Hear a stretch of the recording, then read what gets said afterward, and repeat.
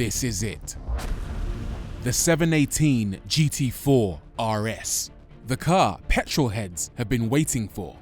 The lightest, leanest, most track-focused version of the Cayman.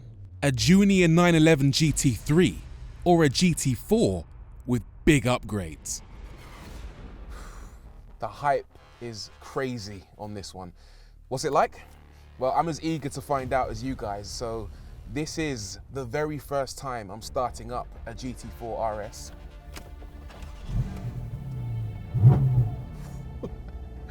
And this is my first ever lap.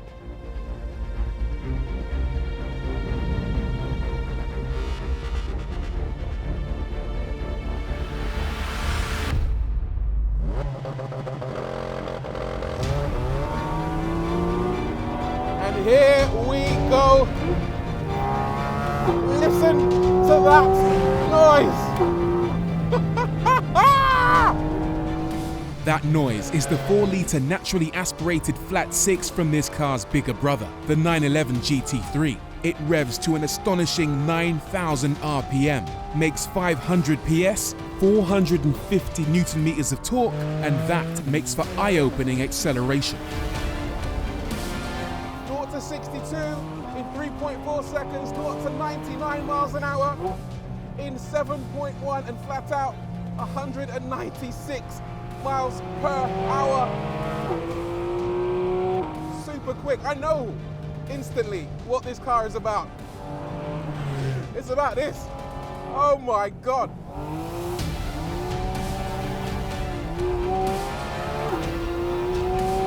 Woo!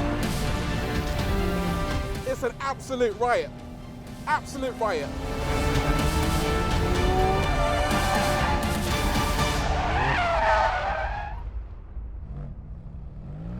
At first glance then, it looks as if Porsche has delivered. But what exactly is the GT4 RS? The starting point was the basic 718 Cayman, which over time evolved into more potent versions, including the GTS 4-litre, which upgraded the standard 2.5-litre 4-cylinder engine for a 4-litre naturally aspirated flat 6. That was followed by the even more track-focused GT4. Same engine, but more power, more downforce, more grip, and more speed. For the RS though, the ultimate incarnation of the Cayman, Porsche has pushed the boundaries even further. I think we can all agree it looks absolutely sensational, doesn't it? Really mean, but everything on this car has a specific purpose. I'll try and talk you through it all. Let's start with the front end. This front diffuser is adjustable across 4 different settings to manage the amount of front downforce, and that's adjusted using a special toggle just inside the front of the wheel arch. And then we have this little fin at the side which just helps to create a curtain of air along the side of the car. If we look at these vents on the top of the wheel arch, you might have spotted these on the old GT3 RS and on the old Porsche GT1. These help to reduce the amount of pressure that builds up inside the wheel arch. And then on the top of the bonnet, we have a pair of nostrils or knacker ducts which channel air into the brakes to keep those cool. And then I love this little detail here. Just on the back of the wheel arch, there's a special little folded in cutout section which just helps that air to escape out of the wheel arch and along the side of the car. Speaking of which, we have these brilliant air intakes along the side. This one at the top feeds air into the engine airbox, and this one at the bottom feeds air into the radiators.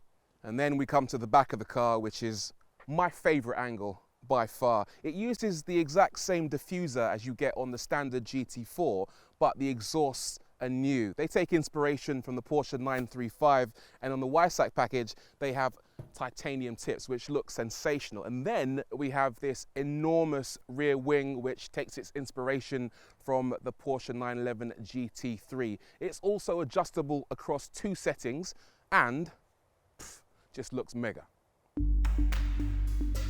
On the subject of the Weissach package, that's an £8,900 extra, which includes the front luggage compartment lid, air intakes, airbox lid, mirror caps, and rear wing, all finished in carbon fiber. You also get the Porsche logo on the rear Gorilla Glass window, optional magnesium wheels, and a few choice additions to the interior, which with its race harness, a standard seatbelt is also in place, gives you the impression you're sat in a very serious machine. The cabin is one of those places that you sit in it and you immediately think, yeah, this is a serious machine. There's quite a lot of race text, which is Porsche's word for Alcantara, so you get race text on the dashboard, on the steering wheel, which feels lovely, by the way. Race text down here on the door cards, on the center console, and on this newly designed gear shifter.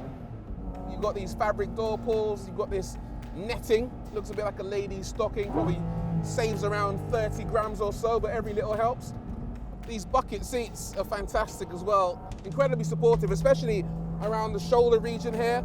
There's plenty of room, so if you're a larger boy or girl, shall we say, you shouldn't feel out of place in these seats. And there's also a decent amount of headroom. I'm 5'11" with a lid on, and there's still a bit of space above my head to play with.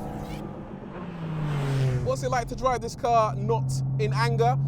Well, I'll take it up to about 70 miles an hour in the highest gear. We're in 7th gear now, cruising.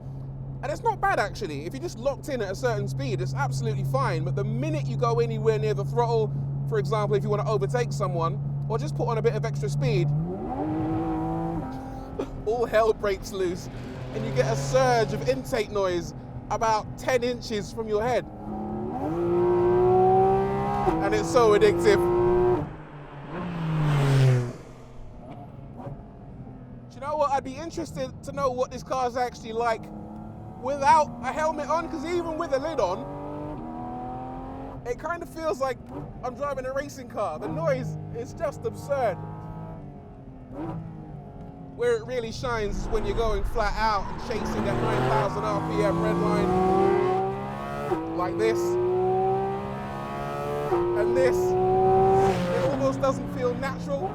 It doesn't feel like an engine should be able to rev that high, but here we are doing it time and time again. You might have also noticed that the power in the GT4 RS is only 500 PS, and that's 10 PS shy of what the identical engine in the GT3 makes. And there have been a few conspiracy theories about Porsche not wanting a 718 Cayman to make as much power as a 911, but Porsche say that the only reason, oh my God, that this makes less power than the GT3 is because they need a longer exhaust to reach the rear. A longer exhaust means more back pressure, and more back pressure means less power. But hey, what's 10 horsepower between friends? The reality is that it feels every bit as quick as the GT3 in a straight line. Its 1,415 kilogram curb weight makes it 20 kilograms lighter than the GT3, giving both cars a similar power to weight ratio. But the most telling power difference is the 80 horsepower advantage it has over the standard GT4.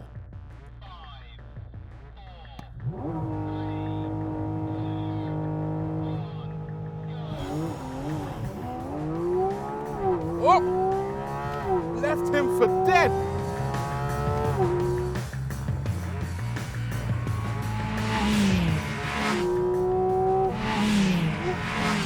Wow!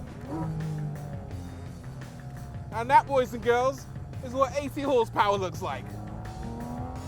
Around the Nürburgring, the GT4 RS is 23.6 seconds faster than the GT4, and despite its power deficit to the 911 GT3, it's a mere 5 seconds slower. Much of that comes down to the GT4 RS being blessed with 25% more downforce in its most aggressive setting compared to the GT4 without increasing drag on the straights.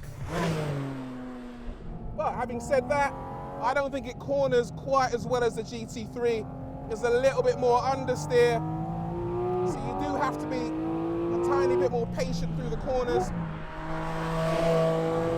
I think that could probably be dialed out and just tailoring the car to the circuit and to the driver. And that's one of the beauties of the GT4 RS, is that it's there to be modified to your driving style and to the style required of the circuit. This gearbox is such a highlight as well. 7-speed PDK, and it is lightning fast. Watch this. Bang. Rip fast. So good. It's one of the best boxes in the business. One of my issues with the Cayman in general is that the gearing is so long, particularly second gear. The PDK in the GT4 will allow you to reach 77 miles an hour in second gear, which is just, it's too much. It means that by the time you get to the top of the rev range, you're doing legal speed. So what's the point of having a third and a fourth and a fifth gear? But in this, they've shortened the gear ratios. So now, second gear only takes you up to 67 miles an hour. And that means you can play with the gearbox a lot more and have more opportunity just to play with that red line. Makes a big difference. The handling, predictably, is incredibly sweet thanks to that mid-engine layout. No need for rear-wheel steering here, as the car seems to pivot around your hips with every steering input. Provoking oversteer takes quite some doing due to the immense traction from the Pilot Sport Cup 2 rubber. But being a Cayman, it takes concentration, effort and skill balancing the car on the knife edge of a slide. All the more rewarding when you get it right though, especially when it's accompanied by such an incredible soundtrack.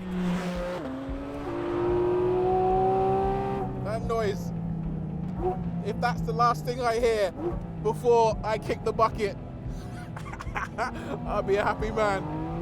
Woo! Oh my God. This is one of those cars where you feel like it shouldn't exist. Like there is nothing else on the market like this that I can think of. Oh my God. And I do feel as if we're at a place now where these kind of things won't be around for much longer. So excuse me while I savor the moment. The GT4 RS won't be limited in numbers.